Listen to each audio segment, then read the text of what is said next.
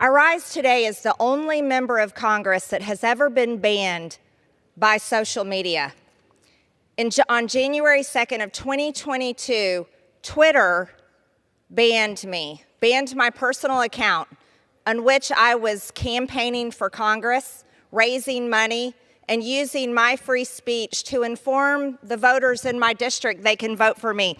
This was not by a company owned by China. This was by American-owned Twitter. This came on the heels of our own United States government working with big tech and working with social media companies to censor and ban Americans' free speech. I believe that this bill can cause future problems. It's opening Pandora's box, and I'm opposed to this bill. Most Americans don't trust the United States government because of our experience dealing with it. Never forget that the United States government also was the one that provided the Russia hoax to Americans.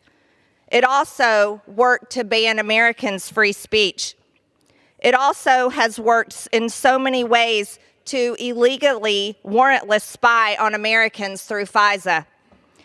If we wanted to be serious about stopping a foreign adversary, if we wanted to be serious about stopping China, we would stop China from buying our U.S. farmland.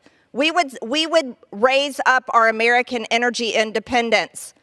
We would also stop the Green New Deal and not rely on China, who owns and operates 85% of the battery market worldwide. There are dangers that lie ahead in this. This is really about controlling Americans' data.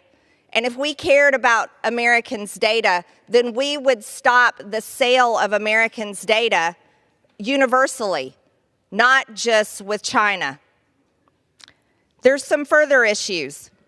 This is a Pandora's box. What's to stop Congress or the United States government in the future from forcing the sale of another social media company claiming that it's protecting Americans' data from foreign adversaries?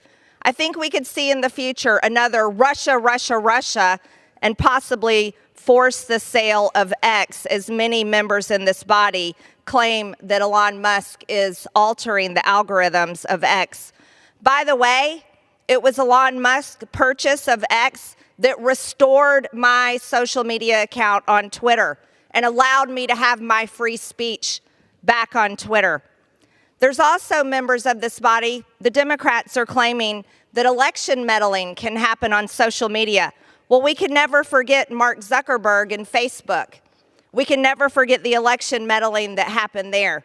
And by the way, American-owned Facebook and Instagram is where most of the garbage, like the gender lies and the woke lies, exist. Many Americans and many teenagers believe awful things, and they don't just see them on TikTok, they see them on Facebook and Instagram too. I don't think this will accomplish what the goal is to accomplish. So there's other concerns, I think, here, is that when the government moves into forcing the sale of TikTok, who is going to buy it? That's the question that we should be asking. Who is going to buy it? Who will be the next to control the data of over 170 million Americans? Are we going to trust Mark Zuckerberg to control their data? I certainly don't. By the way, most of the time, my posts on Facebook are shadow banned, and I certainly don't have the reach on that social media account. I think that there's many other ways to protect data, and I think this body is capable of it if we choose to. The gentlelady's time has expired.